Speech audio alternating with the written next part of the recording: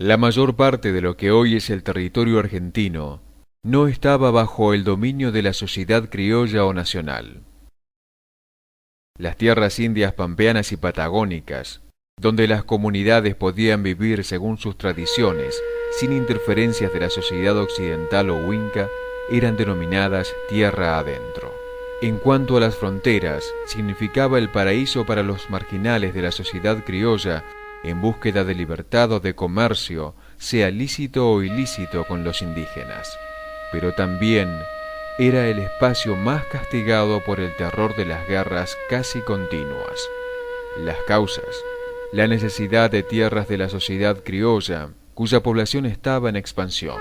En cuanto a la respuesta indígena, fue en forma de malones, la ambición de ganado robado y traficado de contrabando.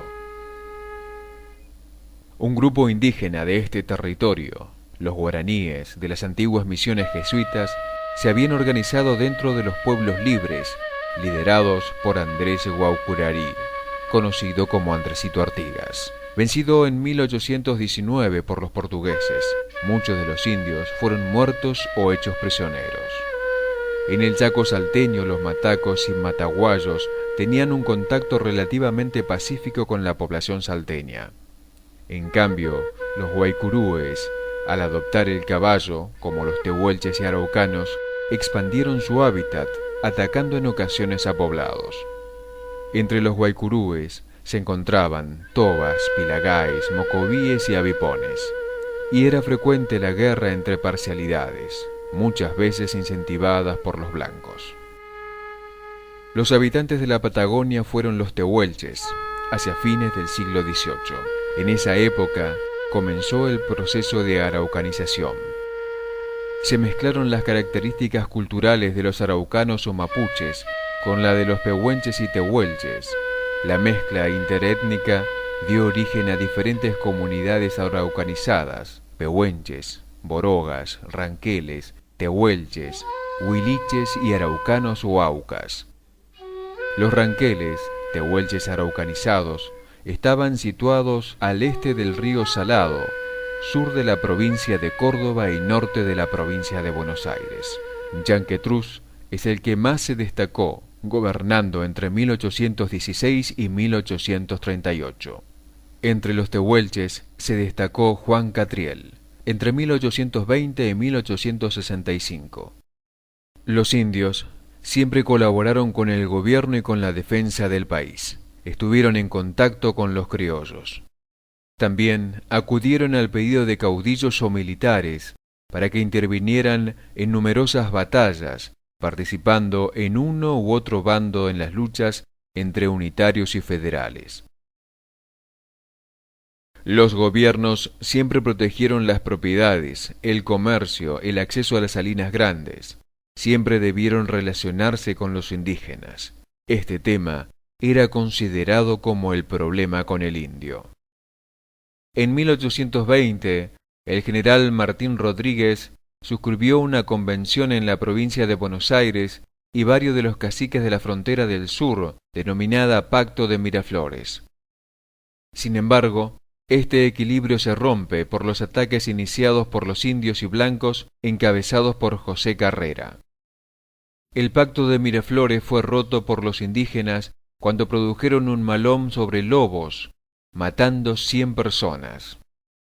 Ante tal indignación pública que los malones indios provocaron, Martín Rodríguez, quien asumió como gobernador en 1820, decidió salir a escarmentarlos, y partió de la ciudad de Buenos Aires con 1.600 hombres. En la columna que mandaba el coronel Ortiguera, dividida en 3 divisiones, comandaba Juan Manuel de Rosas, un regimiento de milicias. Cuando llegaron a la sierra de Tandil y al no hallar a Carrera, atacó a las tribus del arroyo Chapaleufú, violando el Pacto de Miraflores. Pero los indígenas lograron escapar y solo pudo apresar a algunos. Después, en la estancia de Ramos Mejía, se arrestaron a todos los indígenas para trasladarlos a Buenos Aires. Acusó de organizar los malones a los indígenas de la estancia. Al ir a quejarse Ramos Mejía, fue arrestado también. Y luego se hizo una matanza de unos 80 peones indígenas prisioneros que se habían entregado. El ataque injustificado provocó que las tribus que se habían mantenido hasta ese entonces en paz por voluntad y en respeto de lo establecido en el Pacto de Miraflores, se alzaran también contra las poblaciones de la frontera. Cuando Rodríguez apresó a los indígenas que vivían en la estancia de Miraflores, el capataz José Luis Molina, junto con 2 peones más, huyó a las tolderías y decidió tomar venganza por la muerte de los peones. En 1821, un malón de 1.500 hombres se lanza guiados por Molina y destruyó la naciente población de Dolores, que quedó desierta hasta 1827. En la segunda campaña, Rodríguez envió al coronel Pedro Andrés García a la Sierra de la Ventana para parlamentar con los indígenas y reconocer sus fuerzas y el terreno. No logró llegar a un acuerdo. Se exigió la retirada de los establecimientos blancos del norte del río Salado, incluso Carmen de Patagones. Se opuso a que se crearan guardias en la Sierra del Volcán y de Tandil y a entregar las cautivas. García aconsejó al gobierno que fundara ambos fuertes en dichos sitios para facilitar las comunicaciones con la lejana Carmen de Patagones. En 1823 se realizó la tercera campaña. Una coalición de casi 5.000 ranqueles, pampas y tehuelches atacaron en simultáneo el sur de Santa Fe, Luján, Tandil y Chascomús. Juan Manuel de Rosas, al frente de milicias, logró rescatar de los tehuelches 120.000 cabezas de ganados.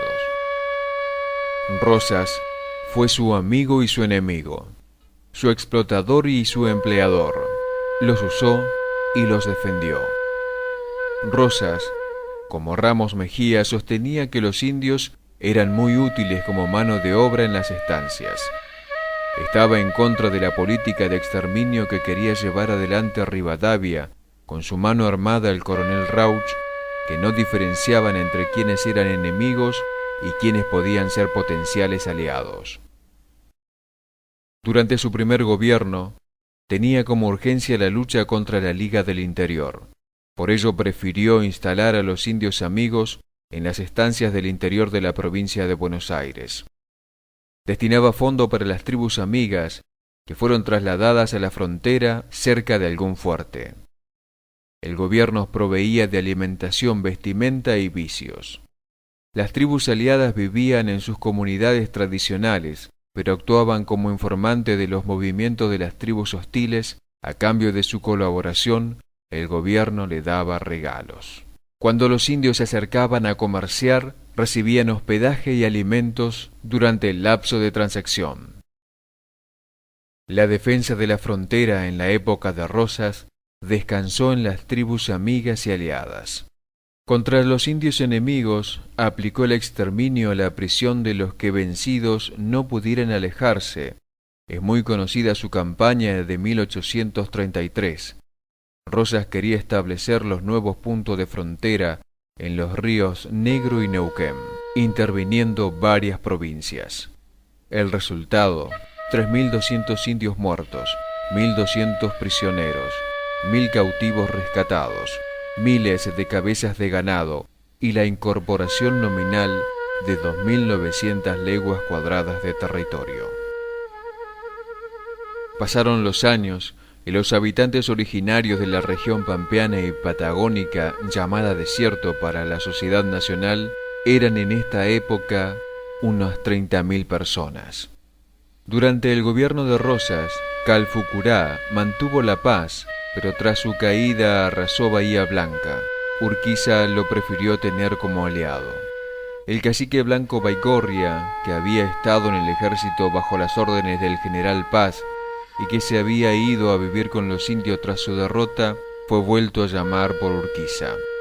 Se dice que por su colaboración ganó Urquiza la batalla de Cepeda, y debido a problemas entre ambos, Baigorria se pasó a Buenos Aires en la batalla de Pavón. Cuando asumió Avellaneda, el nuevo ministro de Guerra, el doctor Adolfo Alsina, planeó avanzar la frontera hasta Carué. Namuncurá, fiel a la memoria de su padre, trató de impedirlo, consiguiendo un arreo de 500.000 cabezas de ganado y arrollando a ejércitos regulares. Al año siguiente el gobierno se repuso y logró avanzar la frontera.